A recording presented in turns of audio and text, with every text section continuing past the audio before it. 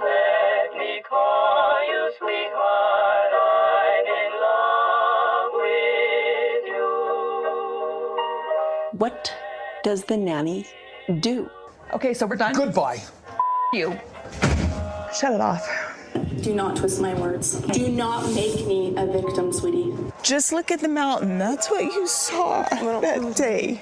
Just the knife in the kidneys over all these years and the sacrifices that I made to love you. Let me call you sweetheart, I'm in love with you.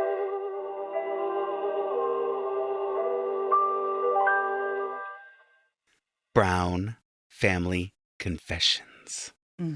Have you confessed? Not recently. Ah! Have you been down on your knees asking for forgiveness lately?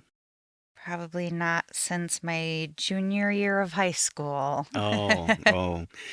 Well, I've been asking for some forgiveness, but not necessarily on my knees. Season 4, Episode 10, Brown Family Confessions. It's another Q&A episode. Mm-hmm. Now, our first one, I was concerned that it was going to be lame and suck. And it was not lame and it didn't suck. So we'll see where this one goes. TBD, because at the end of the episode, we looked at each other and I was like, ooh. Yeah. Ooh. Yeah. We show the Browns. The adults are sitting on couches that are like making a triangle. You've got Robyn, you've got Meri, Cody, and then you've got Janelle and Christine. So they're sitting kind of like at an angle together. And then the children are kind of spread out and dispersed through them.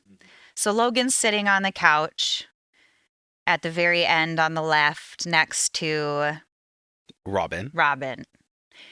And then the other kids are like intermixed between the parents. And some on the floor. Some on the floor. Some on the couches. And it's very odd because there's just this weird little, it looks like a footstool, a wooden footstool with a laptop on it. And you can see the cords coming off of the laptop. Like they couldn't even charge it in time to have it cordless and sitting there. Or pass the tablet around like they did during the first sit-down Q&A, which looked 1,000 times better than whatever this janky setup was. And it's just weird. It's obviously a MacBook, and they've got a huge black sticker over the MacBook, like logo over the Apple. And it just looks thrown together like haphazardly. Yeah, there's like a sped up thing at the beginning of the episode where they're setting up the room, and it's in Janelle's living room. Yeah. And yeah, they have these two couches at an angle, and then even later on when they're showing the questions being asked, there's some video questions, there's some text questions, and they have like an over-a-shoulder shot of one of the questions being asked, and it's literally just a laptop on a stool on the coffee table or something, and it looks, even at the beginning, it's literally just like a quick time MOV file where you hit play. Like it's definitely not high production quality, I would say. Like Times New Roman. Yeah. Even the on-screens are like somebody on a PowerPoint. Copy pasted the like tweets or whatever it is directly. So there's like spelling errors and grammatical errors and all sorts of stuff. And it's like cute. The computer is on a footstool, I would say, because the children are sitting around it and you need to be able to see all of the faces. I don't know what to say other than the fact that it looks janky and thrown together and definitely a little ridiculous. I don't know if they're trying to make it seem more homey by doing it in Janelle's house other than doing it in a confessional style interview with the couches like they normally do, but I just don't understand it. It went from the first Q&A seemed very professional to this, and I don't get it. I don't know. And this is the second Q&A of the season. The first one was episode 4, right? And we were shocked that they were doing a Q&A so early on in the season. So to go from that style of Q&A to this is bizarre. Yeah, it makes our setup look pretty good. I mean, I'm going like, wow, we are on the same level as a TLC show over here. We're rocking it. We are right up there with Puddle Monkey Productions. TLC could put us on a show right now and we'd fit right in with the Browns. We'd be better. Better even, I would say. Yeah. Pretty It's tragic. odd. They give us this little setup and everybody's getting together and they're like, oh, we're going to answer some questions, blah, blah, blah. And then the first question comes to us from Ernesto. Take it, Kimber. Ernesto has a question for the children. Is anybody dating yet? Silence. The teenagers are looking around. Crickets. Who's going to answer? Who's going to say anything? Who goes first? Boo! They show Logan looking very coy. Yeah. And Robyn asks Logan if he's kissed her. So Logan must be dating someone. He's been seeing Must somebody. be seeing an attractive, smart, funny, big-tittied girl. Oh, he's quicker to describe her than Cody was to describe each of the wives during the first Q&A. Right. No, and he doesn't describe her at all. No. He's literally not giving us anything. What's funny is when Robyn asks him if he's kissed her, he says, well, yes. And then and then like avoids answering the question. Backtracks. Yeah.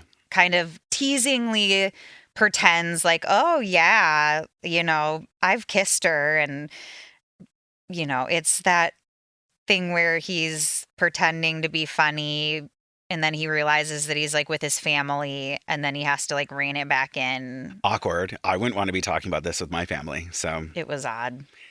Maddie says no. Just straight up no. No.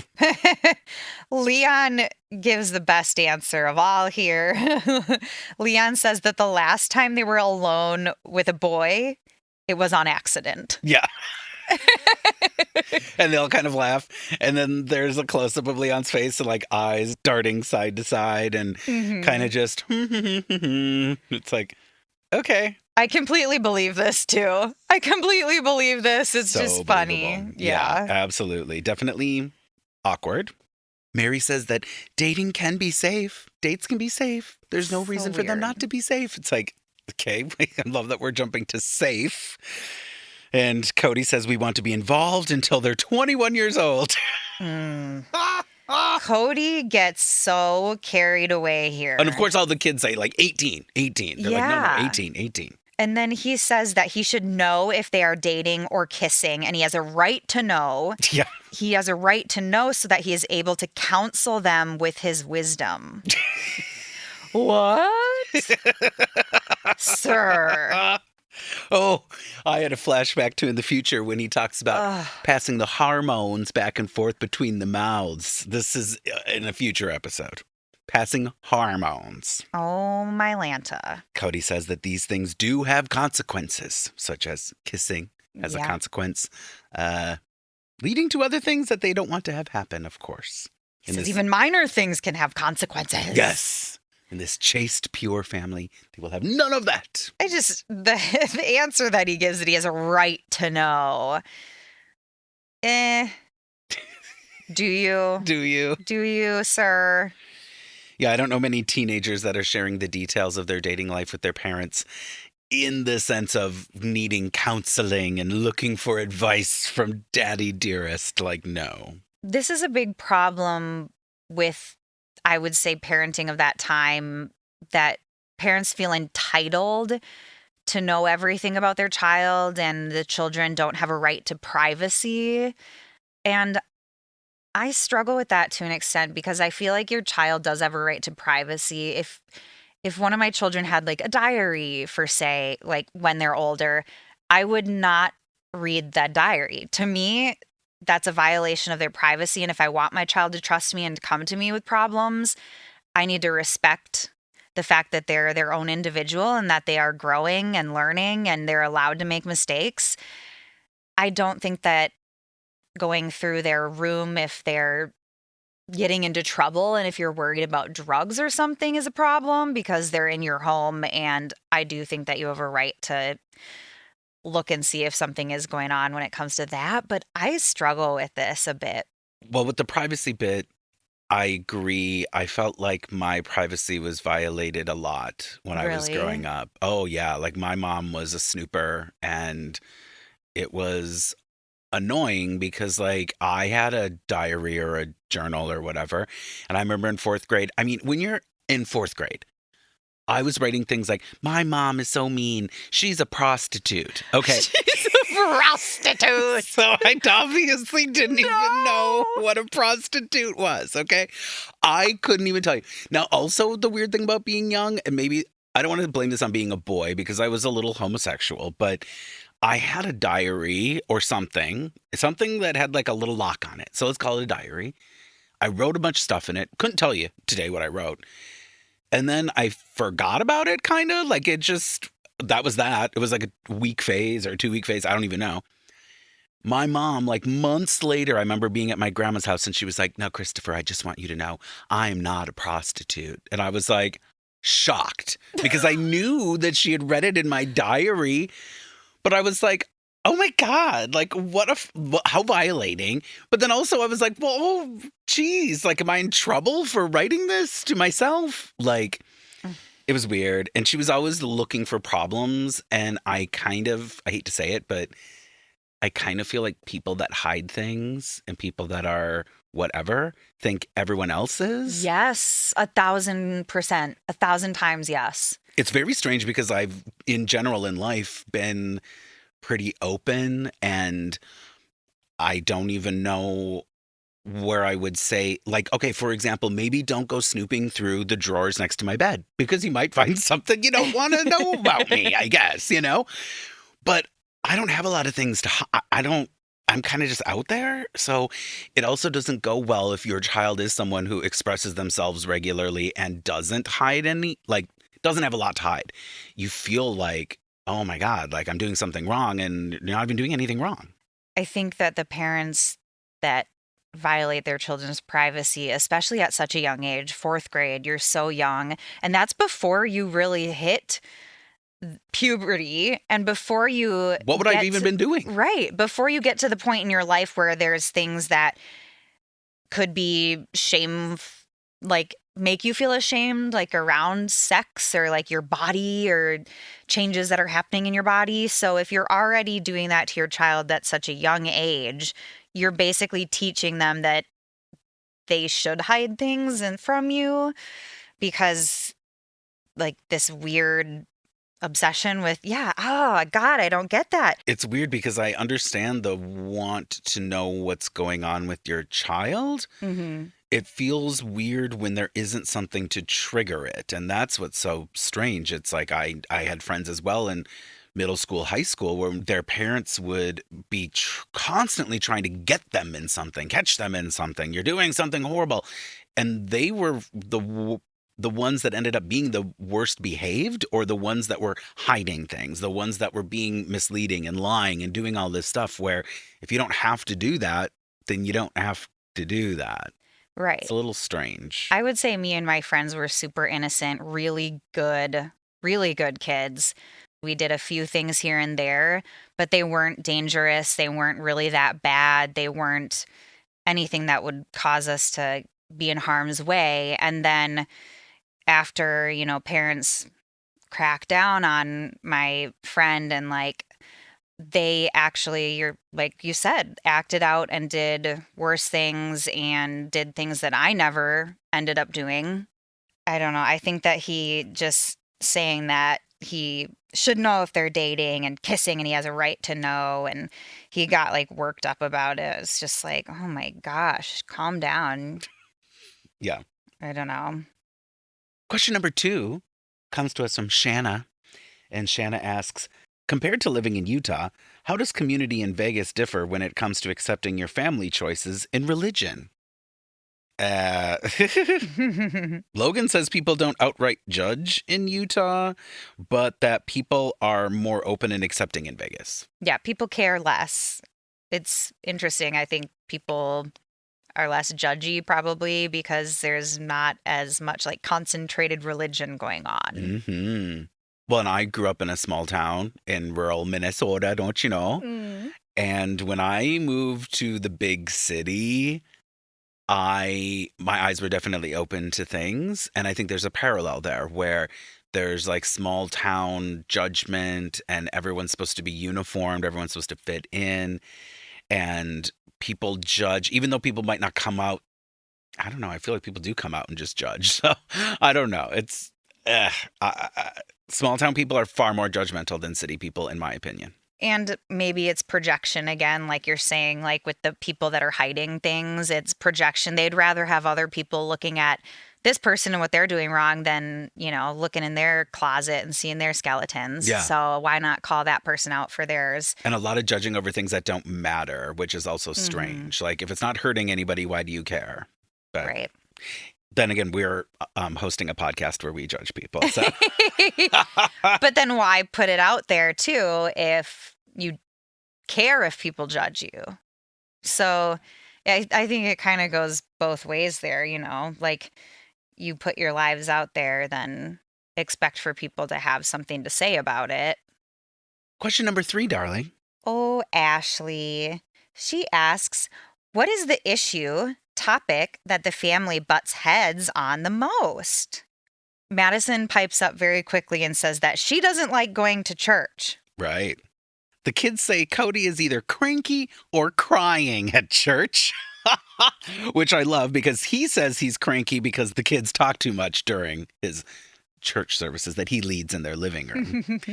And it's funny because I can totally imagine a dad like being cranky and irritated because he's looking around. He's trying to share the gospel. He's trying to bring his family up out of the depths of wherever they are into wherever they could be. The celestial kingdom. And they're yawning and they're falling asleep or they're talking to each other or they don't care because they're kids at church. And by church, I mean their living room listening to their dad talk at them. How many kids are going to care? I mean, whatever.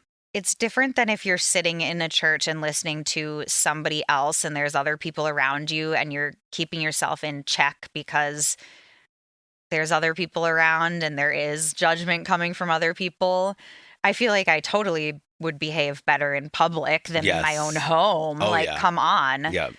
Yeah, there's a comfortability factor. So, of course, they're going to talk more than they would in an actual church. And even when you go to church, I mean, parents are oftentimes distracted or obligated with keeping their kids in line. There's oftentimes like kids sermon and kids service, or they like leave halfway through or whatever. It's very much like occupy the children. So, and brainwash them as well. So there's the brainwashing and the occupation, and Cody's probably cranky because he's not able to occupy their minds completely. Well, if you're like me, if you were raised Catholic, there's just so much up and down and kneeling and sitting and standing that you're constantly paying attention because by golly, if you're the only one standing when you're supposed to be kneeling, what the fuck is wrong with you? Shame. Absolutely. Shame. Absolutely. Logan says that the teenagers butt heads with the adults, and that's kind of the general consensus. Yeah, Janelle says that they struggle getting the teenagers to do what they want. Yeah. No shit, really? That's a first. That's definitely exclusive to the Brown family. I struggle getting my 3.5-year-old to do what I want. Like, come on. Our next question comes to us from Barbara. Barbara, please. Barbara says, Cody, realistically, how would you feel about your daughters being in marriages with several wives? I thought this question was odd because it's like he is in a polygamist marriage himself. So you're making it sound like this would be othered or different from what they currently have, which it's not. So whatever.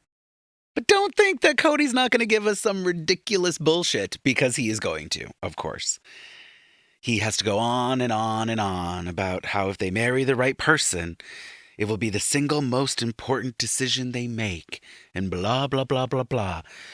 Kimber, can you say this better than I can? He goes on and on. He says, if they're the right person and they have the right sister wives, they will be very happy. Who they marry will be the single most important decision they have to make in their entire life. Yes. And then he gives this long list of things that they need to have. And he's like, It's so keeps good. saying skills and ability and the skills to do this and the ability to do that. And They better marry for love and for happiness and someone who can take care of them and this and that and this and that. And he's going on. They could have done one of those montages where he Yeah. was in and out and like everyone was drifting. It was like being at church that Cody was leading. Christine and Robyn start like cheering. They all start laughing and applauding because he is going on and on and on ad nauseum. You get Meri, who says the only reason he stopped was to take a breath. Yeah, he wasn't And done yet. He wasn't done yet. He'd have kept going. And then Cody does end it by saying that his expectations for a son-in-law are very high. Yeah, touche. I would say most fathers would say the same thing. But this list that he says is ridiculous. Yeah, it's all very typical things of a wish list, but like extended version. Well, like the ability to raise strong and smart and intelligent children. Right. Like every parent with their first child is learning for the first time. So unless your daughter marries into a polygamous family and is like the second, third, fourth wife, then good luck. He's not going to know that yet. Like he just had these weird things he was saying and he was just talking to talk. He was definitely filling the space, filling the room with more of Cody's hot air. But leave it to Robyn to cheer. And I'm shocked that Christine joined in on the cheering. I was actually shocked by that. Yeah, I think they were more applauding on the silly side, right? Like laughing that he was still going. Like he was going and going. Do you think Robyn was sarcastically doing it? I doubt it. Maybe Christine joined in like sarcastically, but I think Robyn really was like, oh, good answer. Oh, this list of 47 things we hope for our children with their spouse. Like, good Lord. Before we move on to the next question, I have to point out that Christine has sunglasses on top of her head. The parents kind of look half put together. The children are wearing kind of matchy outfits and look very nice. At one point, the children will exit. As soon as the children exit, the appearance of it being put together goes to shit. It totally even does. more Yes. than it already was. Yeah. And Christine's sitting there with sunglasses on her head the entire time. They all have open-toed sandal-ish Yes, they all have like shoes. black open-toed sandals, Yeah. maybe like a wedge sandal for Robyn, and Meri had something. And then Meri and Robyn are wearing matching jeans with the huge like white stitching on it. Down the middle and then like Yeah. on the cuff. And they're sitting right next to each other. So Yep. it's so like, oh my God, they're wearing the same jeans. So with weird. their like legs kind of in the same position and like angled the same way, like a yearbook photo of your like class. Yeah. Like, so it's just funny and very apparent that they're wearing the same jeans. Yeah. When the kids left, you're right. It was somehow de-elevated. What would the word be the opposite of elevated? It was diminished. Yeah. It was The whatever, quality even diminished. more than it was when it started, which was definitely saying something. Yeah. But the sunglasses on the head bit just kind of cracked me up because it looks like she just walked in off the street and they were like, oh, by the way, we're doing this today. Just like the setup with some weird wooden footstool and a laptop with It the definitely cords felt thrown coming out of together. it. So strange. Interesting that it made the cut too, that they decided to film this and then make it into an episode. When that nobody said even halfway through, hey, you should take your sunglasses off of your head. Like they obviously don't give a shit about continuity in this show. So it's not like Yeah. when the kids got up and left or at any point between the questions that they couldn't have her take her sunglasses off her head. It's just so weird. There's even a point when the kids leave, when they're resetting, where Yeah. Cody starts talking, and then the director's like, hold on. And he's like, is everyone ready? And then he's like, okay, we can go. And it's like, why was that left in? Yeah. Like, so weird. So sloppy. This episode's it's sloppier than our podcast. It is so sloppy. It's like they're trying to make it look that way. Like that was the aesthetic or style they were going for, but it was a huge swing and a miss. Yeah, very much a miss. So Dana asks, how has moving to Las Vegas changed the family dynamic? Hey, Dana, what I want to know is, do you watch the fucking show? Because Jesus Christ. Probably not. There's some of these interviews where you could tell they were like in a casino. I shouldn't say interviews, questions, where they're filming them. Some of the questions are tweets or something. Some of them they show us nothing. And some of them are video on this computer. And the videos do look like there was like a camera person at a casino being like, do you have any questions for the Browns? Some of them appeared to not know anything. Quite literally, it's like they had a camera person just standing in the lobby or not even the lobby. There's like the machines there's like behind machines. them. Yeah. And they were like, yeah, have you seen this TLC show? Want to ask a question? And maybe they got a little blurb before their question, like, oh, yeah, it's about this polygamous family and he has this many wives. And they probably even fed him the questions. But gosh, that's like one of the stupidest questions ever. How has moving to Las Vegas changed the family dynamic? Well, Christine starts us out with her answer, though. Yes, she sure does. She says it's very challenging. Very challenging. Living in 4 separate homes. As if we haven't been hearing that repeatedly on and on and on. Logan says he liked it better when they were all under one roof back in Lehigh, which makes sense.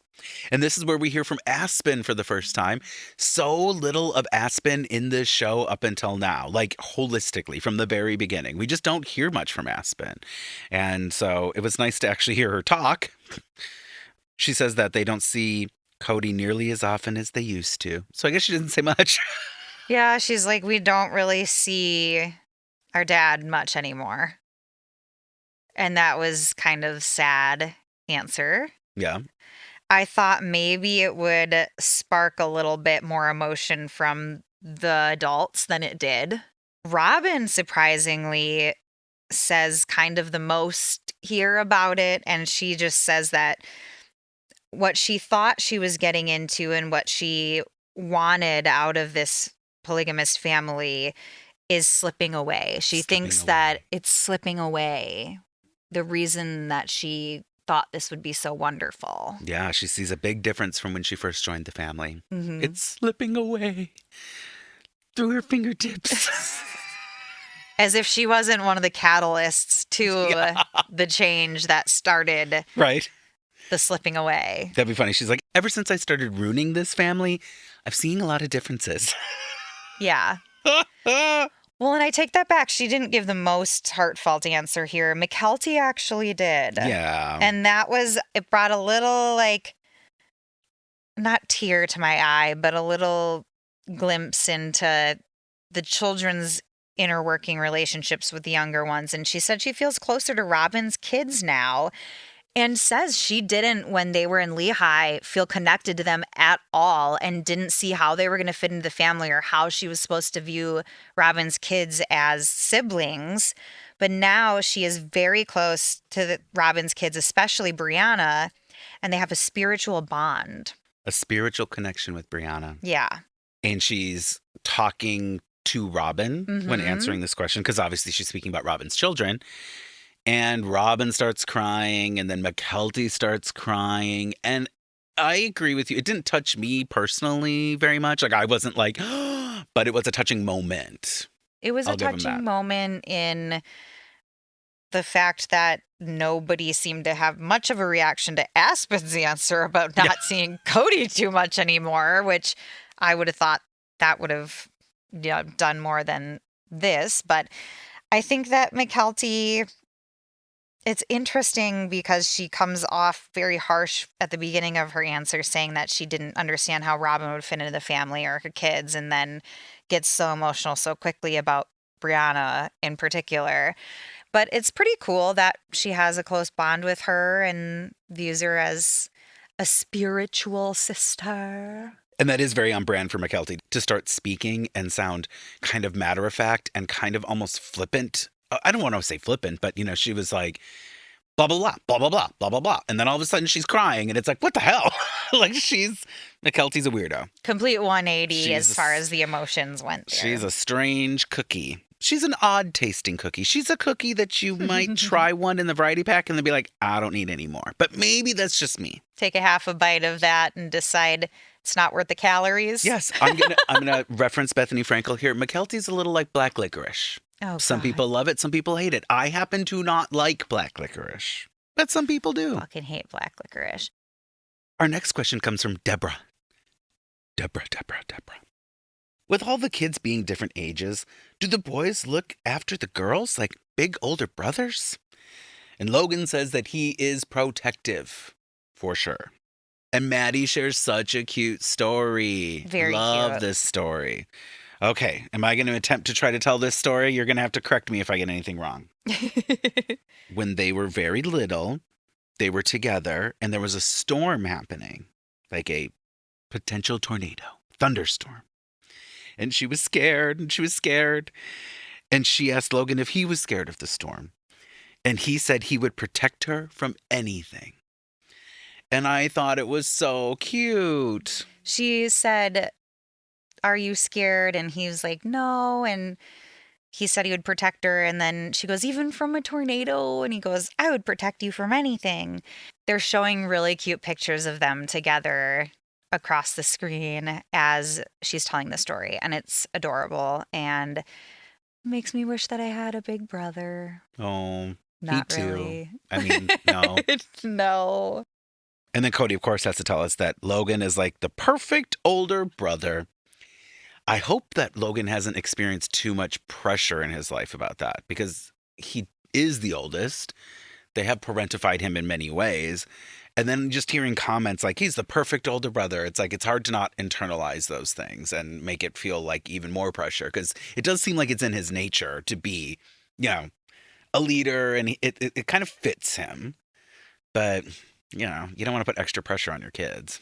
Well, that's maybe a little bit why the swearing thing came up in the last episode, because it's one of the things that he does that isn't perfect. And maybe it's his one way of being like, this is something that I'm doing that's not what you guys want, but it's an innocent thing to be doing that's not actually harmful. Yeah. So it's like a way of him acting out without really acting out, like in a family that isn't super religious like this and super strict.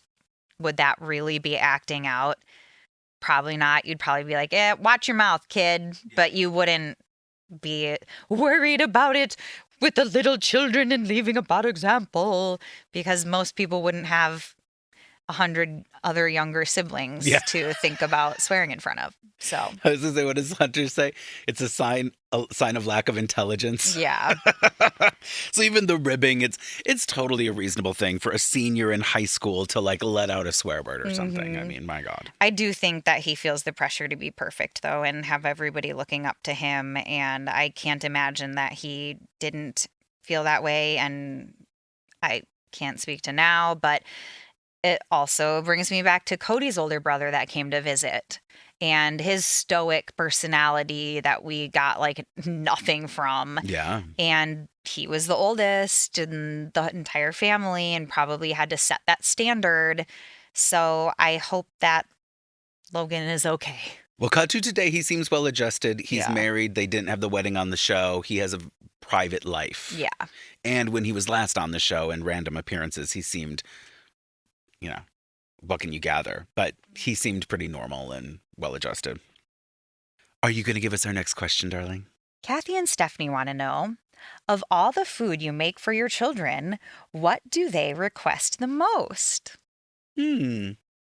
Do we truly, honestly it's- believe this is one of the questions that somebody asked? I mean, considering what the show is, I do believe it.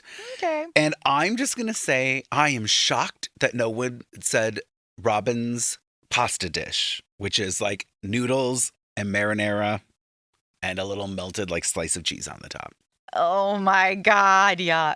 Robyn is obviously a bad cook. There are scenes later in the show like where she tries to make Cody eggs, and it's so bizarre to watch. Like I was like, oh my God, like she does manage to cook them, but I don't know how. So anyway, I'm just saying it's funny that no one volunteers Robyn, and no one is surprised by this either. I was a little shocked by what they said here. Christine's tapioca? Her mock tapioca pudding.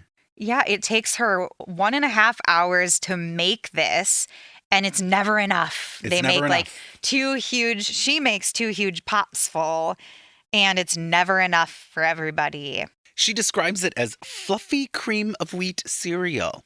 kind of like that vibes. It does remind me a little bit of when I was a kid and my mom was like, oh, you can have, oh, what do you make the boys for breakfast sometimes? And it's like healthy. Oatmeal.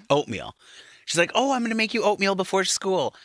Turns out I feel like she made me some sort of food for like babies or like infants. Like it was like cinnamon sugar knockoff of oatmeal. I know what you're talking about. And my God, people are going to be screaming it right now. But it is like the runny, thin version of oatmeal. Yes. And I cannot think of the name of what it is. People are literally going to be screaming. We suck at remembering things like all the so time. Funny. It is ridiculous of us. But even like my husband bought the last time at the grocery store a big thing of the quick oats. And I don't even like the quick oats because the texture is different. They're smaller. It's like chopped up oatmeal. No, I love making like a good hearty, like thick oatmeal. I even, and this is like a little pro tip if you want something different with your cookie recipe, if you even use the cookie recipe out in the back of like Nestle chocolate chips, instead of like 1 cup of flour, substitute it for ground up like food processed oatmeal, and it just adds something to the cookies. I don't even know how to explain it, but it adds a little texture and something different, and it's so good. Girl, I'm just getting visions of you having, we can rip off Christine's version of cooking these days. You know, she has like white people meals that she puts online. Ugh. Like her enchilada casserole where it was like, Remix. why are you even doing this? And it looks terrible. You could do cookies and we could put it on Patreon and people could make those recipes. We for sure have to. Now, this fluffy cream of wheat cereal knockoff is mock tapioca pudding. Cream of wheat. That's what it is. You just said it. Cream of wheat? Oh, that's what the cereal is? That's what the that my mom cereal is made? that you're talking about. Oh Funny. my God. Well, that's how she's describing her mock tapioca pudding. I have to admit something. Please don't shame me in the synagogue. I don't know what tapioca pudding is. It just looked to me like a breakfast cereal for kids, like literally cream of wheat, like something you would make for a toddler. Yeah, I've never had tapioca because I think it is a texture thing for me, which is funny because I love oatmeal, but it's like chunky pudding. And this, when she says mock tapioca pudding, that makes me even question it even more because I'm like, what is imitation pudding? Well, that's what I kept missing. Like when I was like, what did she say? I just put tapioca because I'm like, mock tapioca. What the fuck is that? Yeah, I'm not even sure. And the visuals they were showing on the screen were not helping me. I literally just looked like cream of wheat cereal. It looked like tapioca pudding, and they show like a food line, like from Oliver, the musical. Like, please, sir, can I have some more? Can I have some more? And the children are going through, and she's emptying the bottom of the pot. And Cody, as every child walks by, makes the child stop and takes like 2 spoonfuls of their mock tapioca pudding as like his payment. And they walk by, and it's so funny. He's like making each child stop and give him spoonfuls. He's like a tax collector being like, you have to give me my bite. It looked like it. It reminded me of Oliver, seriously, the musical. Please, sir, may I have some more? Except for it's Cody asking. And it reminded me of Robin Hood when the tax collector comes around and is like, taxes, collecting your taxes. And it's just Cody being like, give me a bite of that. It's probably one of those things that if a normal, like, if a person outside of the family were to try it, it would be absolutely disgusting. But everybody else in the family loves it because it's like their childhood thing and like something that their mom made. But everyone, it seemed to also be a united kind of, everyone was backing it up, which is funny that everyone was all about it. So yeah, let's say it was good for this family that eats bad food. Yeah. Our next question comes to us from Alice. No, she is not lost in Wonderland. She's here asking questions of the Brown family. Moving from Utah to Vegas, have the temptations changed the family at all? The drinking, the gambling, the hookers? And I wanted to know if any of the kids have been tempted to do any of these things. Now, this is one of those video questions that came from a casino floor. And the fact that she said hookers. The hookers. The hookers. Hookers. I love the word hooker. It's so good. Like, I just always want to use the word hooker. Like, she's a hooker. Nothing to do with prostitution. Nothing to do with anything. Just hooker. I just love it. Call me a hooker. I'll take it.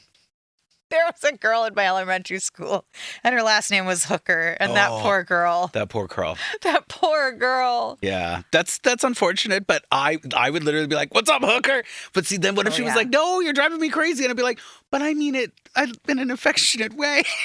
I love the word hooker. I love it. I love oh my God, I need help. Jesus. Who loves the word hooker? What a It is freak. it is a good word. Right, it's fun. Yeah. Hooker. Hooker. It's just got this. I just picture the word being like drawn out with two eyes in the middle of the O's, like darting back and forth. I don't know why. Ooh, ooh. So good. Oh boy. Well, it is Sin City, and Logan does tell us that it's more prevalent here in Vegas. That I don't know what's more prevalent. The bad things are prevalent. Yeah, it's weird because Cody immediately goes to the children and says if their school has had more temptation here than the Utah school. And Logan says, he deflects at first. He goes, the kids are friendlier. And then Maddie pipes up and says that the kids are more open here. So there's drugs and alcohol, but it's just more out in the open, and it's more like black and white if you're like a good kid or a bad kid. As opposed to in Utah, the lines were more blurred. Like kids hid stuff more. Yeah, that makes sense. And maybe more kids were doing stuff, and it was just under wraps a little more. And well, what do we say a lot? That people lie in this religion a lot. They hide things a lot. Mhm. So. And alcohol and drugs being more accessible in Vegas is one thing, but being placed in front of you happens more in rural communities. And I would agree with that. I think it could be easier to find drugs or to find alcohol or hookers in the big city. You could find hookers. But where I'm from, the jocks were popping pills, the Freako theater kids were straight-laced. Like it was, the lines were blurred all over the place. And those are some stereotypes, but they play true to a certain extent. And then in the city, I think people are a little bit more just open. Like you can tell what people are doing. It's probably just a little more obvious. And then People Cody don't have quite as big of a reason to hide it. Yes. Right? Yes. When Cody asks the adults if they have any temptations with gambling, which is quickly dismissed. I think he asks about something specific and they don't even know what. Oh, remember someone was like, I don't even know about gambling? And they were like, it's the 3 cherries or whatever. McKelty or one of the kids says something about, it's the 3 cherries. And Cody cuts her off and goes, you shouldn't even know about that. I don't even want you to know about that. Ridiculous. It's like you'd find that in a cartoon. Literally, they show it like in cartoon characters' eyes sometimes. Yes. They like show the things rolling. Totally ridiculous. Yeah. Did Janelle say something at this point? I think she kind of laughed and was like about the gambling and maybe said like a few things, but they weren't like noteworthy. But it made me think that she has gambled, maybe. Ooh. Hmm. And then Cody changes it, and they're like done with that question quickly. Yeah, he scurries them along with the gambling. He scurries them along with quite a few of these questions. Yeah, well, he's very open. Speaking of scurrying them along with questions, we get a video again of somebody asking this question. Oh, God, this one's a doozy. Yep, this one's a doozy. Question number 9 comes from Evelyn. What does that man do to take care of all those women in the bedroom? Because I'd like some of that for my husband. Oh, my God. And all the kids are like, what? Mortified.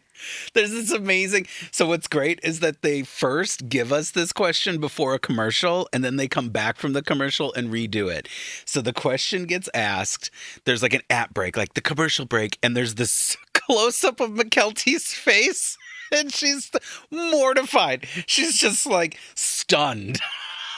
The kids are all literally like asking, what? And Cody says, kids out.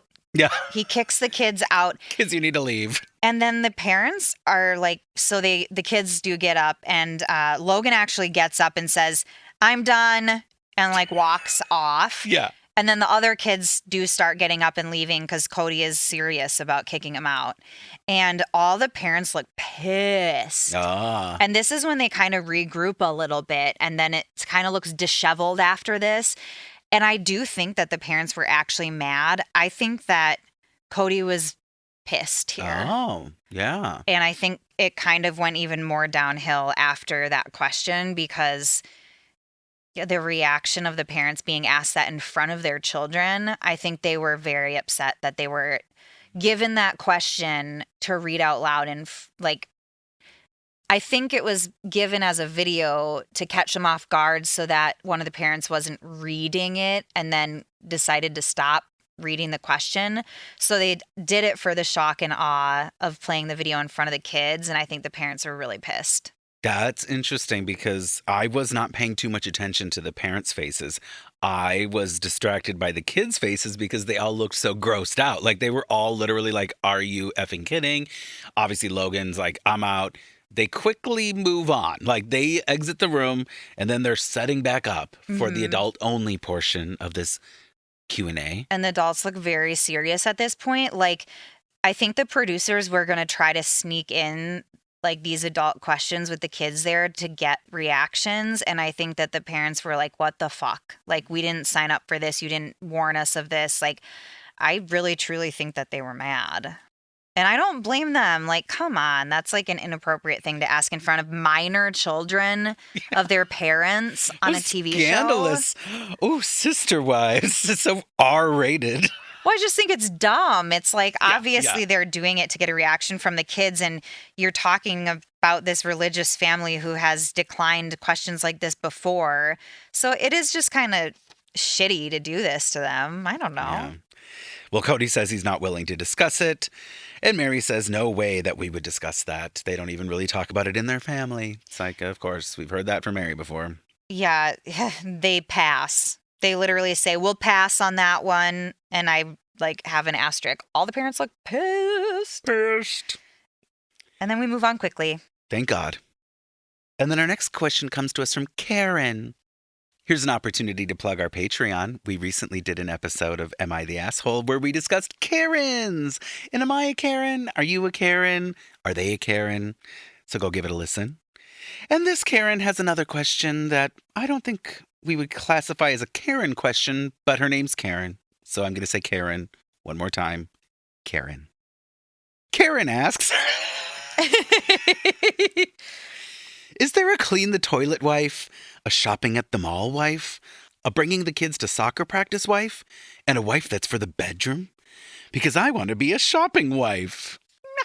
And she's got thick white eyeshadow on. Yeah. This Karen. This Karen. Yeah, she's definitely of the time and of the place. Mm-hmm. And Meri says, we're all for. Yeah, Christine goes, we're all of them, but we don't have to be. And then she did not elaborate on that. No. Yeah. But I kind of get it. Like, we all could be all of them, but like, we wouldn't have to be all of them if we didn't want to be, because there's more of us. Meh. Oh, God. And then Robyn. Oh, She says when Christine had truly scrumptious, she went over to Christine's house to clean the toilet. To clean the bathroom. And to clean a bedroom and to clean a bathroom. And she says, I was the mall wife. I was the toilet cleaning wife. And then she makes herself laugh. She starts getting really giggly and she goes, I forget all the other ones. Yeah. And no one else joins in and they're all like looking at her and she puts her head between her legs. She puts her head down and she gets all giggly like she's trying to be adorable because she can't remember the rest of the things that the lady listed off, that the Karen listed off. Which is funny because it's bedroom wife and shopping wife. So she's pretending to not remember because she doesn't want to answer about having sex, a.k.a. fucking Kody Brown, and shopping because she's a shopping addict. Well, she did say she was the mall wife at the beginning. So what's the other one that she missed? Never mind. No, God damn it. No. What's the other one that she missed, though? Clean the toilet, shopping at the mall, soccer practice. Soccer practice, mom, and yeah. So she's not the soccer practice mom, or she didn't remember if she was a soccer practice mom, and she didn't remember if she was a bedroom mom. Oh, yeah. Good for her. The way she gets all giggly and forgets the rest of the labels for the wives, and then she puts her head between her legs is just so ridiculous. And you can tell she's trying to be adorable and funny here, but it doesn't land No. with everyone else. Yeah. It's very so awkward. Yeah, I'm surprised they kept it in a sense, because it was just another moment of weird space. Her trying to be the pick-me girl, get the attention, and stand out. Yeah. Oh, I would never talk about being the bedroom wife. Fucking Robyn. Even her saying that after Truly was born that she went to clean Christine's bathroom. I was like, what, like one fucking time? I know. It felt a little like she's trying to get brownie points Yeah, for it did. It's like, okay, that's a thing that people do to help people that have newborn children. It's not that big of a deal. I always say to people, if people are coming over after you have a newborn, you don't need someone to come and hold your baby. You need Right. someone to come and help you with things around the house. Do a load of laundry while you're here. Bring food over. You don't even bring something for the freezer. Help with the dishes. Wash some bottles. I don't need you coming over and sitting here and holding my baby and gushing over my baby, which, yes, my baby's fucking adorable. But that's the last thing that a new mom actually really wants you coming over to do.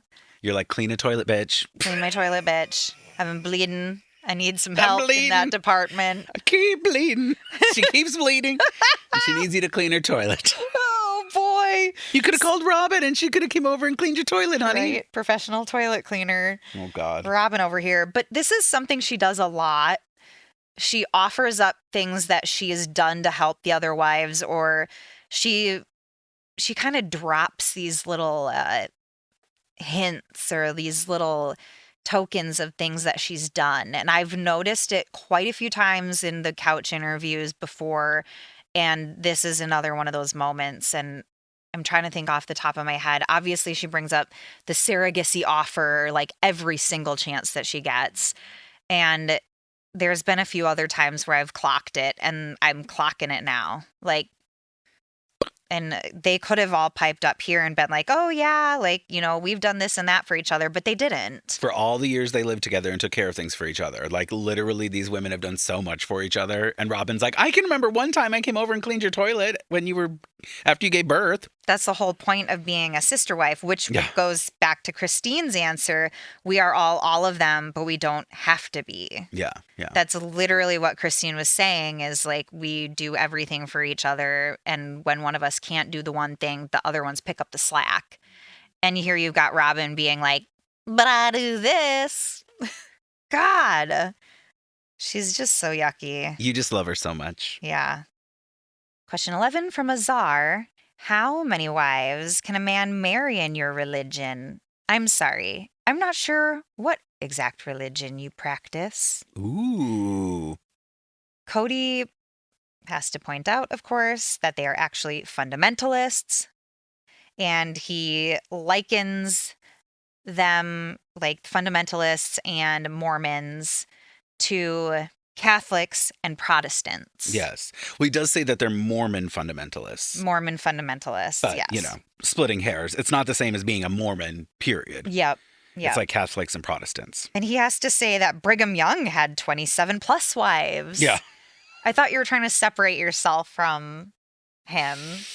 You canceled Christine's holiday where they celebrated his birthday, right? Ooh. And now you're bringing him up and his 27 plus wives. All right. Yep. Cody doesn't think there is a limit because he's heard so many fabulous stories of these men with many wives, dozens of wives.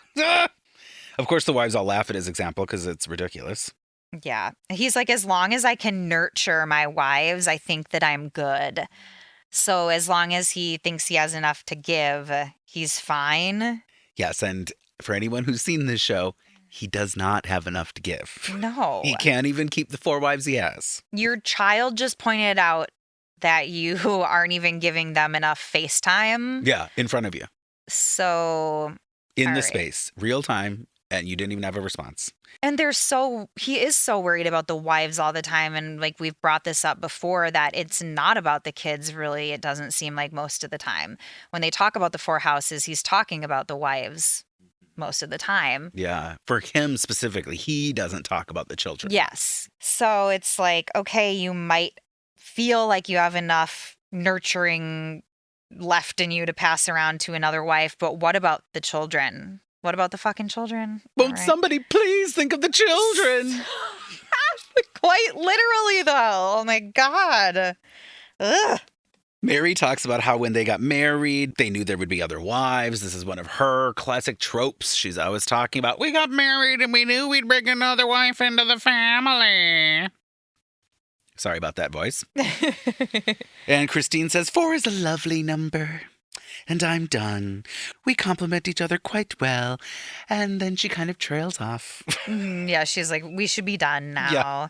She's like, we should have been done at 3. They use this as an opportunity to mention the previous courtship that Cody and Meri had before Janelle. Mm-hmm. And he says it has to be the right fit. We'd gotten really close with somebody before Janelle, and Meri actually got really close with this person and was like best friends with them, and it just didn't work out, and it wasn't going to be a good fit for us, and it wasn't going to be a good fit for her. So we're glad that it didn't work out. And he's trying to use it as an example of how particular you have to be when adding somebody into the family, but it's just kind of felt like a weird opportunity to bring this up for some reason. Yeah, I don't quite get what it's an example of. I mean, I guess discernment. The truth is that the alleged truth is that they courted someone who was underage. So like she was 16, 17, whatever.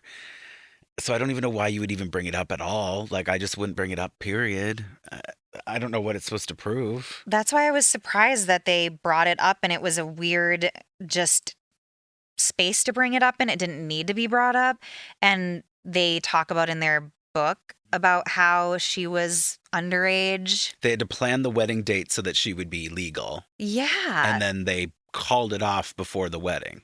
So why would you bring that up out of nowhere when it hasn't been mentioned in the show before? It's been mentioned in their book, but not in the show as far as I can remember. I feel like it's a gaffe, but I don't know why Very odd. you would bring it. Yeah, I don't understand. Maybe just him talking again. He just always has to fucking talk. Right. Like So- he and Robyn both throughout the lifetime of this show do say things that in the future end up being like, well, foot in mouth. Like, why did you even say that? Like, why are you even volunteering this information? Complete foot and mouth moment, just like the nachos thing. It's Yeah, like, oh my nachos. God, sir, Nacho rein it gate. in. Unbelievable. Talk about your underage fiance from back in the day. But we decided not to have that happen. Okay.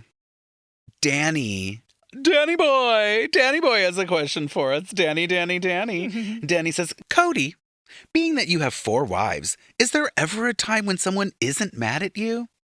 I love this question. I did too. I love this question, and I'm sorry to all the women in my life. But I love this question because I grew up in a home with a mother and a father, a loving mother and a loving father. And I feel like my mom was pissed at my dad all the time. So your laughter is cute. Literally laughter. Ha ha. The question gets asked and there is laughter all around, of course. Yeah. Christine's like kind of laughing and she goes, well, I kind of am right now. Like kind of mad at him right now. Well, it starts with Meri. It kind of does like a circle bit, Yeah. except for Janelle doesn't respond. Meri says, well, I'm not mad at you right now. And then Cody kind of looks at Robyn like, well, what are you going to say? And she says, well, I'm not mad at you. And then Christine says, well, I'm kind of mad at you right now. Shucks, sorry. Is I love anyone it. shocked about that? No one is No. shocked. No one is shocked. Yeah, Christine might be a little mad. I do think that, I mean, we'll get into what they say, but of course someone's always mad at him. Like, give me a break. Cody says, monogamous men stop caring if a wife is mad. And I can't because I need harmony. Now, I'm paraphrasing here. The stop caring bit is what I see plenty of men doing, which is when wives are complaining to them or talking to them about an issue, they kind of just get glossy, or if something's happening, they're not really listening. There's just like I don't want to call it a defense mechanism, but it's a mechanism to just stop I'm not going to take it in. I'm just going to be here. Well, it's weaponized incompetence. It's not growing as a human and like listening to your partner when they are bringing things to you that are concerning or problematic to them, and then you're just going to choose not to fix it and choose to ignore it. Yeah. I don't know. Weaponized incompetence. If you haven't heard of it, look it up. And if it's happening in your marriage, might be time to leave. I don't know. Oh, the drums, the drums. Said like a true uterus holder. Or what's another phrase for a Uterus woman? haver. Yes, yes. For a female identified spouse. Let's go with that. A female identified spouse. They say that most women, when they leave a marriage, it's unexpected to the husband, or it doesn't seem expected because they're not angry anymore and they've slowly fallen out of love over a long period of time, because it's the small things that add up. It's the small things that aren't being done, that are being ignored, or that have just, after years of the spouse not noticing this thing, you just kind of get fed up. Yeah. And so the rest of their answer is very problematic to me Oh, yeah. because, well, for many reasons. Robyn's saying that there's less time to fight because they see each other for a lesser amount of time. Yeah. And Cody says quite a bit of word salad, and he ends it with saying that they have to exploit the things that are wonderful and ignore the things that are not. Oh my God, this is just so fucking awful. Sounds like they're not solving too many problems. No, by and you're ignoring saying them. that, oh, men with one spouse tend to ignore the problems. You literally just fucking said that. You have to ignore the things that are not wonderful. Yeah. What? It's true. He's like, this is what monogamous men do, but not me because I need harmony. I do what I just said other men do. Like He crazy. literally contradicts Crazy. himself. Now, Robyn, a detail about what she said that I want to highlight for Mhm. for those of us who are a little too into the Brown family and oh my God, we need help. She gives an example about how her mom provided a wonderful environment for her stepdaddy uncle. And this is the whole thing with where Robyn, she definitely saw this example, in my humble opinion, from her mother, where when dad comes in this polygamous environment, you make it like a vacation. He You're doesn't have putting to on a li- show. Yeah, he doesn't have to lift a finger. We love dad. We're going to put on a show for him. We're going to make him so happy. Life here is wonderful, dad. You want to come here and be with us. Dad and spouse. So Robyn, throughout this show, and we'll talk about it as it goes on, she hires out to get everything solved. She has a nanny. She makes sure Cody doesn't have to do a thing in her house. And the other spouses, the other sister wives, probably have more realistic situations happening where you might have to depend on your significant other to be available emotionally, physically, in so many different ways. It's manipulative, and it's a way for her to look better than the other wives. Yeah, 100. More favorable to Cody. And she learned it from her mother. Mm-hmm. That hooker. Hooker! She does say, yeah, that when her dad was there, her mom basically put it on, lay it on thick for him when they're there. And it's obvious that she does that. And then you get to the other households and these wives are being realistic and they're expecting growth from you and they're expecting a partner that's with them on things and that they can talk to and not just play house with. Yes. And so, of course, that's more exhausting. That's more mentally taxing and whatnot to him. So why wouldn't he flit off to Robyn's all the time where he can just play house? Yeah. Get his dick wet. Barely has to pay attention to the children. Yeah. Eats whatever he wants. Doesn't have to clean up. She doesn't lay a problem on him at all. Ever. It's just very weird and it is very manipulative. And that would very quickly sour you against your other wives if you're like, well, why can't you just Yeah. Be like blah, Robyn. blah, blah, blah, blah. Yeah. You know? Absolutely. But you know what? Be careful what you wish for, because Robyn, you know what? You might end up spending a lot of time with Kody Brown in the future. A lot of time. And then it gets harder and harder to pretend that everything's okay because you see him more and more often. And eventually, the looks start to fade. The body starts to decompose. Decompose in front of your eyes. The children go insane. The household is falling apart. And you're like, I'm just going to pretend everything's fine for my Cody. Oh, jump to season 20 and you'll know what we're talking about. It's no wonder why they're at where they're at now. He just said it all in just question number 12. Yeah. Notice how the only thing we get from Christine is a little chuckle, a little joke about how she's kind of mad at him. She doesn't provide any details. Another thing overall, it's funny because I think we're going to talk about Janelle here, but very little Janelle. Very little from her. Very few opinions from Janelle. So, and I think that's par for the course. Meri usually speaks up more, I think, than we get in this episode. But Janelle is pretty cool with letting things fly under the radar. In a little bit, we will see her give some looks to Robyn, and she's not part of the Robyn fan club, and I love it. But yeah, we haven't heard much from Janelle at this point. Now, in this next question, though, we will. From Lisa. With so many kids, how is college going to be paid for when the show has shown how hard finances are for the Brown family? And they do kind of start by someone, I don't remember who, says something like, well, college is hard for everybody. Like that this is a consistent, this is a across the board problem. It's not like a Brown family problem. However, they obviously have a shit ton of kids. So Janelle and Cody are like all gung-ho that the kids are going to go to college. They keep going and they're both saying the same thing here. Well, the kids are all going to go to college. Robyn mentions that it's hard to pay for even like one kid to go to college. So they're going to have to make it work and do what they can for the kids. But she kind of laughs and makes a comment and says like, well, not all the kids are going to go to college. And then Janelle and Cody look at her and say, no, all the kids are going to go to college.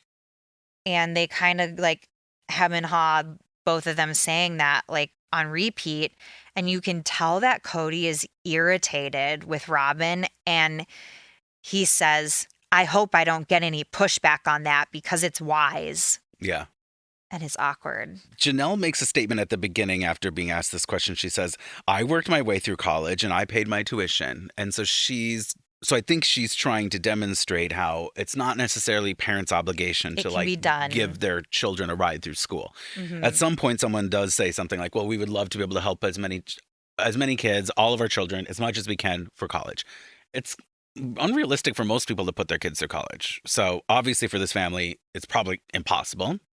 And that's where Robyn does this whole, no matter how much we push, not everyone will go to college. And I hate to say it, but Robyn's right. She is right. I mean, they have a whole brood of children. It's not like every one of them is going to go to college, just logically, let alone through your own dogma, forced education. Yeah, and then you got Cody and Janelle like very like, nope, they're all going to go to college. Oh, yes, they will. And Robyn makes another comment and she's like, well, when they're 18, you don't really get a real say in that. Yeah. And then yeah, that's like when Cody is like, I hope I don't get any pushback on that. At the camera, not even at Robyn. Yeah, he won't even look at her. No. He's like saying it broadly as if putting everyone in their place. He's putting her in her place. It's about her and her comments. Yeah. And it was great to see Janelle right next to him kind of doing the same thing. Like she didn't have to say it, but she was doing a little bit of the like, it reminded me of like how the queen is the neck and turns the head vibes. Like Cody saying it, but she and he have already discussed this. It is very important to them.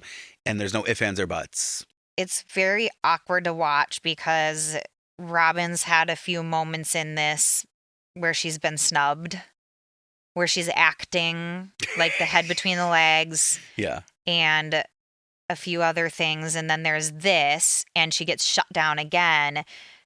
And there's something going on right now in the family. This whole Q&A is tense and weird. I think the word that I wrote down many times is awkward, like you were saying, like Very just awkward. Awkward.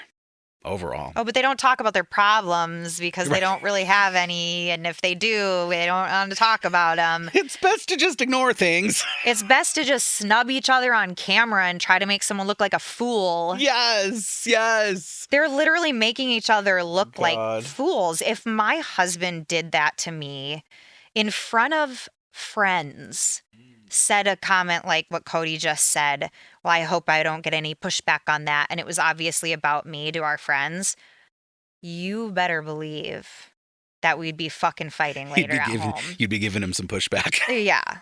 There is no way that I would like, and I know me and my husband have like said shit in front of you or like argued in front of you and like we're comfortable in front of you. But if I was like out in public or if there was like an interview that was going to be posted and my husband did something like that to kind of like snub me and belittle me, I felt like it was belittling because you're not acknowledging her. You're saying this broad statement when everyone knows who it's about. Nuh-uh. That wouldn't fly. That would not fly with me. Ooh. And I don't think it should with anybody. Like Even your partner Robyn. should Even be Robyn. a united front in front of people. It does seem that they're not on the same page about this in a way where it's almost another thing about that. Another thing that makes it awkward is almost like Cody and Janelle are adamant about this. They're on the same page. They're a united front. And Robyn is talking about it in an almost, if you don't recognize what I'm saying, like almost dismissive. Like it's super obvious, like whatever. And it's like, oh, girl. She is, and it's almost like they've never had this conversation with her before, and this is her first time piping up about it, and she's not really meaning it, like, in a sense that she completely... Yeah, it's not like she's saying, like, our kids should not go to college. Yeah, I mean, no. But they're acting like that's what she's saying, and so they're kind of making her look, like I said, like an idiot, but also... Robyn is probably the least educated of all of them. Oh, yeah. And so they almost are like making her look dumb. Like, well, Robyn wouldn't get it, so. Well, did Robyn graduate from high school? Unknown. Did Robyn graduate from middle school? No one knows. Like, she might literally have been like in 8th grade. I'm not going to cross any lines. Well, when you're homeschooled, you can kind of flub that with your kids. Like, I think a lot of these very religious, like, strict upbringings where the parent is homeschooling, and I'm putting that in quotes, their children. Yeah, you get to pick and choose what your kids are learning, and you're not going to be teaching them what you don't think they're going to use, like arithmetic. Arithmetic. Did I say that wrong? Even arithmetics. Arithmetics. Arithmetics. Oh, such as arithmetics and science. Aerodynamics. And social sciences. Yeah, Robyn, what she doesn't know could fill a lot of football fields. The way that she speaks, even, the way like she's, you know, just looking at Destiny coming down the pike, like she is not a bright girl. She's just not a bright girl. Our next question comes to us from Rita. Rita! Like making a margarita. But short. Rita. And Rita says, since there's more than one mom, which one pulls rank? This one kind of seemed like an obvious question. Like, duh, depends on the child. Mm-hmm. And that's what Meri says. Yeah, she literally is like, depends on the child. Janelle says she does with her bio kids. Duh. Mm-hmm. Cody, of course, Cody. This question is for the wives. Yeah. But of course, Cody has to jump in and say, well, I pull rank. Of course I do. Course corrections. And then they like do flashback to Cody reprimanding Gabe from the past. And it is so funny. He's like tormenting Savannah or something. And he's like, I can't remember what Gabe says. But something like, oh, it's self-defense. That's right. And Cody's like, she's like, it's clearly not self-defense. Yeah. And I just love it because there are these moments from when Gabe is really young that they show, like with the flushing or the like thing in the toilet, the doll in the toilet. There's so many things that he does that are like, oh, that little shit, that little troublemaker.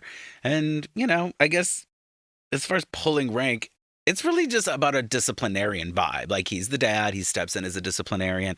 I'm not sure that I would call that pulling rank. I don't think he understood that the question was for the wives because he's so self-centered. Yeah, he's like, I pull rank when they need course correction. Like you said, course correction? I don't think I would ever use that term, but okay. And they do show a bunch of like like a montage of clips of him with the kids, and they're kind of jokey clips. Like they're him stepping in, but also the kids not listening to him Right. in each clip. So it's funny because he's trying to say, I pull rank, but then they're kind of clowning him by showing clips where the kids aren't listening. Yeah, It was funny. that is funny. And Meri wraps up the question by saying, ultimately, it's teamwork. Teamwork makes the dream work. Had to wrap that up with a nice little bow on the end there, didn't you, Mare? A nice little bow from Mare. 3 college girls sent this video in and they ask, we are wondering what kind of hair products Cody uses. Ah! All the parents laugh, all the wives, and Cody. And I was really hoping to hear your understanding of his answer, darling. I'm looking forward to this. Cody says that that's an easy question. Then they show a clip of him taking a towel and like aggressively roughing his hair up with the towel and flipping his head. And oh my gosh, he says that he uses a cleanser, not a shampoo. He doesn't call it a shampoo. He says, I use a cleanser. And then I use a scalp therapy. And then I simply use a follicle boost that is supposed to keep him from going bald. Sounds pretty simple. Follicle boost. And the cleanser instead of a shampoo. While they're showing these flashbacks to him doing his hair, and you're right, and as he calls it, it's pretty simple. And then they show him in this montage of flailing his head all around and doing all these things. And I'm like, he is such a showboat. Like, he literally can't even do his hair without drawing the attention of everyone around him. He flips his hair back in the clip too, and he's like, let's just leave it like that. It looks good like that. Like trying to be funny, like as if we really would believe that's what he's doing.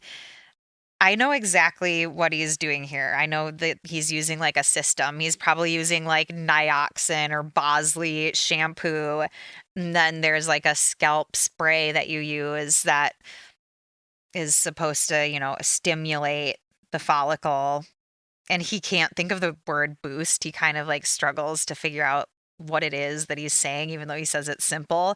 So I know what he's doing, but then he's roughing his hair up so hard with that towel. And I just like, I want to grab the towel from him and be like, you are negating everything that you are doing right now to keep your hair, because you are not supposed to rough your head up like that with your towel, especially if you have like fragile hair. Yeah. And you're Like, concerned about losing it. Like, don't rough stop. it up. Yeah. Yeah. Pretty common sense. And then also the convertible vibe. His hair's constantly blowing in the wind. He's doing this stuff for his hair, but then he's also like not really taking care of it. But I will say that if you do start using something like this to prevent hair loss, you have to continue using it. Like you can't stop using it or you will lose the hair, because it's actually a hormone that comes out through the hair follicle and it like suffocates the hair. It's like a whole thing. So you're cleansing the follicle like out when you're using these products. And if you stop using it, you're going to go bald. So Oh, I don't know. good to know. It's interesting that he's like pretending that it's like this simple routine and whatnot. And It's definitely not a simple process, even though he claims it is, because he's doing many, many things. right. And Robyn says it's quite the process to watch. Her and her fucking laughs. Imagine like watching your husband do that every day. Oh boy. Yeah, it's weird being one of those homos like we've talked about. I'm not a hair homo. Like I am. I have a full head of hair. I'm not worried about putting anything on it to keep the follicles doing whatever they're doing, right? Follicles doing whatever they're doing.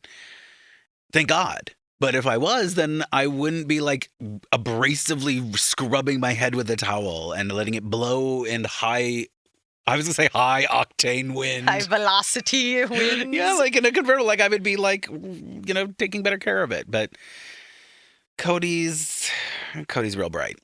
It's his fifth wife. Because it's vain. It's like vanity when it comes to him. It's not like just a simple, like, I'm trying to look nice for the day and get ready. It's like a showboat thing, like you said, and like, gotta do that. Yeah, like there's a soundtrack to it. Yeah. Like when he leaves the house and he goes out, he's hoping people see the hair and recognize it's Kody Brown. Mm-hmm. Like it's a billboard on his head. He used to sell signs. It's literally look at me, look at me, look at me.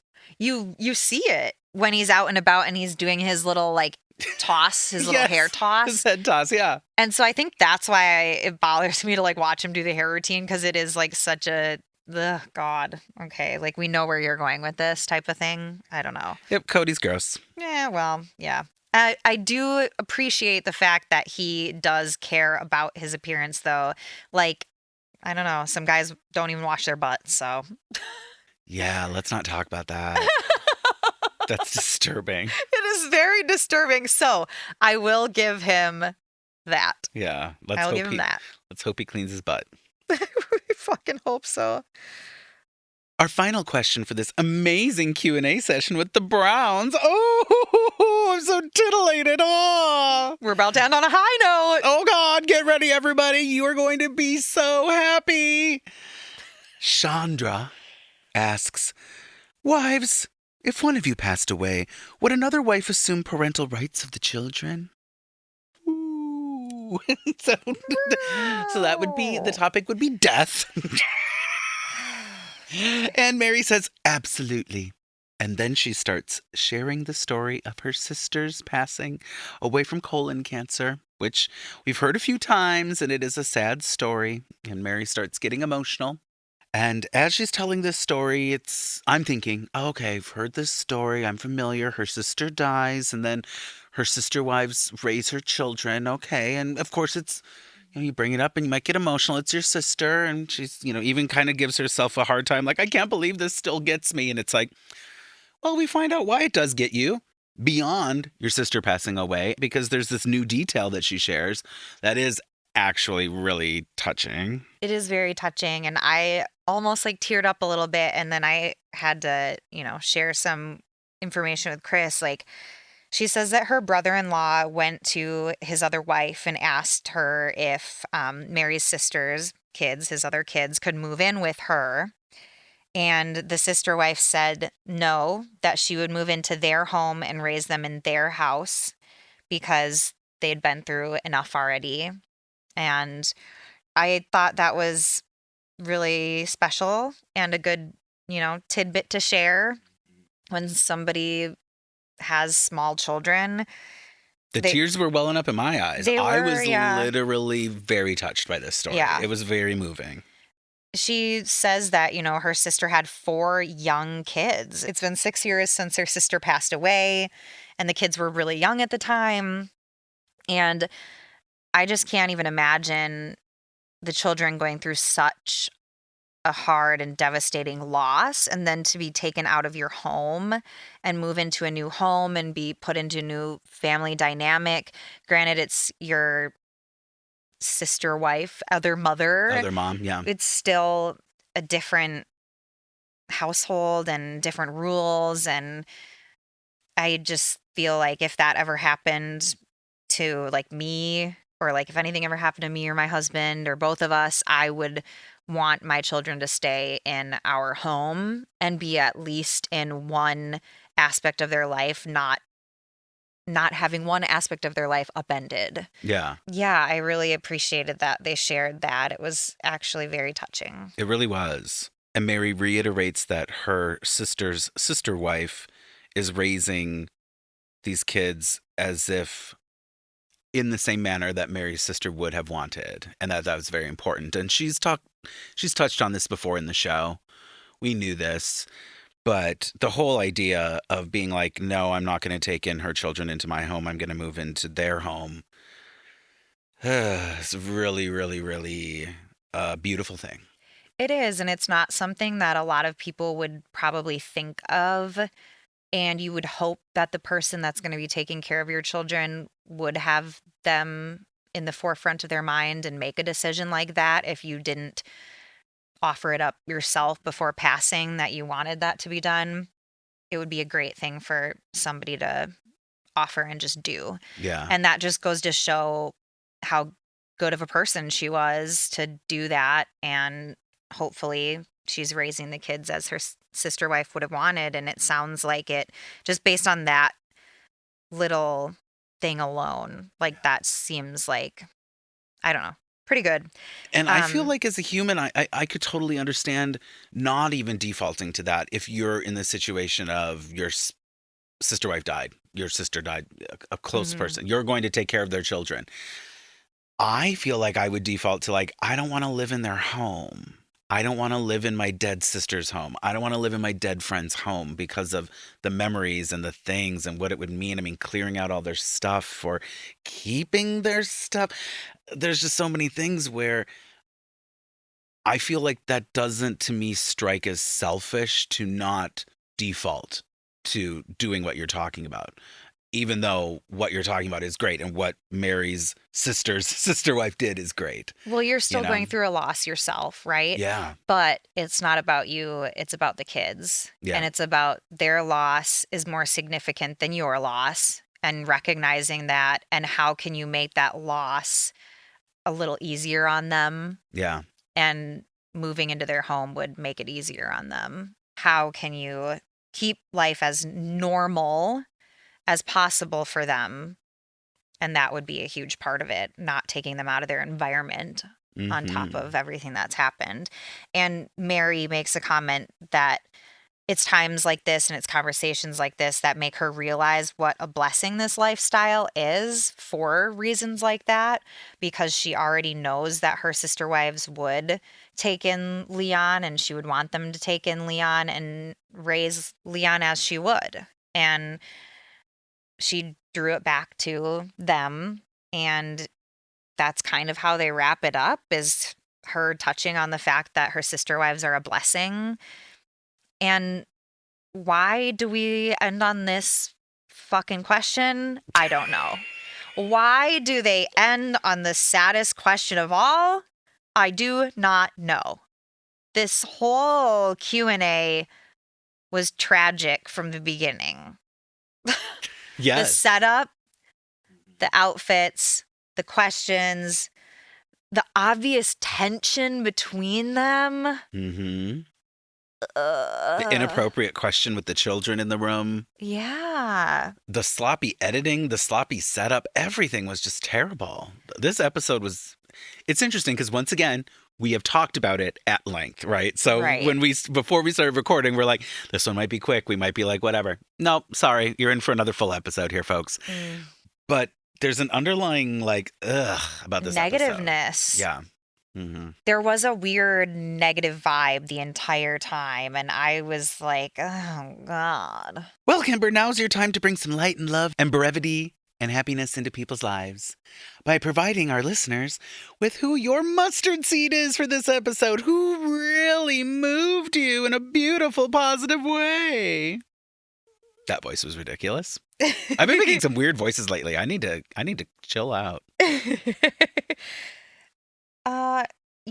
I'm going to give it to Maddie for the cute story that she shared about Logan and her, and Logan protecting her from the tornado. And they gave us that light, cute moment. Yes, that was actually very cute. So that was kind of the rainbow in this shitstorm for me. I'm going to give my mustard seed to Meri, and any faithful listener of this show will know that it pains me to do so. But I'm giving it to Meri because it's a very touching story about what happened with her sister. She shares this story with a transparency that I appreciate. And I mean, she almost made me cry in this episode. So, like, I guess that means I got to give Meri my mustard seed. Yeah, I agree. That was probably the most touching of the touching-ish moments. Now, who is going to be your shit stain? My shit stain is going to go to Robyn Brown. She left a smear in my underwear that I was not happy about. It wasn't my smear. It was Robyn's. And when she talked about going over to scrub Christine's toilet after Truly Scrumptious was born, I thought that toilet wasn't dirty enough. It needed to be more filthy. And Christine's house is always filthy. So she could have had her work cut out for her. She needed double time. She needed to go to a rest stop. We should have brought Robyn to the rest stop on the side of the highway and been like, clean it with the toothbrush. Robyn, you are a shit stain. Yeah, she was being real weird this entire time. She was trying to be so cute and so funny and coy and flippant with her answers. Like, oh, just like flying up the seat of my pants, trying to be cute. And it was not landing, and she didn't catch it. And then when she finally did kind of catch it, it was just so awkward. And that is why I'm going to give my shit stain to Kody Brown. Ooh, Cody. Because he belittled Robyn. And as much as I don't like her, there was the moment with the education where he belittled her, and then I feel like he belittled like his children a few times with some of his answers and not maybe treating them with respect. Like Yeah. you still need to treat your children with respect. And some of the answers made me question if he really does that, if he looks at them as individuals or just like his chattel. Yeah, I don't think he looks at them as individuals. Yeah.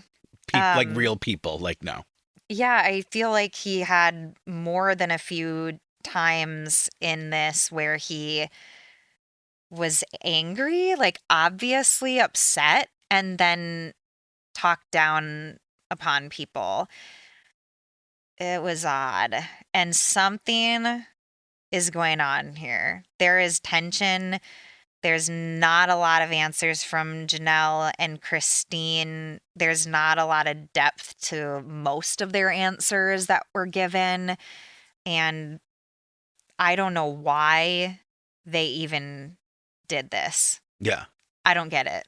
Yeah, it definitely felt like weird filler and last minute and poorly executed. Very strange. Yeah, our real shit stain is going to go to the producers because what the fuck? Yeah, what the fuck was that? What was it? Why? Why? Why? Our Keep Sweet moment this week comes to us from Aunt Carrie 11. Hi, Aunt Carrie 11. Kimber, say hi. Hi. And Aunt Carrie 11 says, the commercial broke in for me just as you started to say your kids won't pick up their effing ... And it sounded like you were getting censored, and I freaking cracked up. It was so funny. I love you too. Oh, and thank you, Aunt Carrie 11, for the love. We love you too. That is ironic that it would cut in right there. I Yeah. love it. Your kids don't pick up their effing bleep. Oh, I hope we don't get any more Q&As in the near future. Same. Next episode is the final episode of season 4. And I think it's something about Logan, his next step in life, like leaving high school, going to college, doing Flying something. off in a convertible in the sunset Grease style. Oh my gosh, Just into the flying sky. up into the sky in You're the Cody's one I pink want. convertible. Honey. And who's in the car with him? This girlfriend that he doesn't have, that he hasn't kissed, that we don't know anything about. And she puffs her hair and turns around and gives us a little wink as they drive off. Yes. And if I could ask for anything, it would be more hookers. And less Q&As. Less Q&As and more hookers. Do you hear me, Puddle Monkey? More hookers. God bless.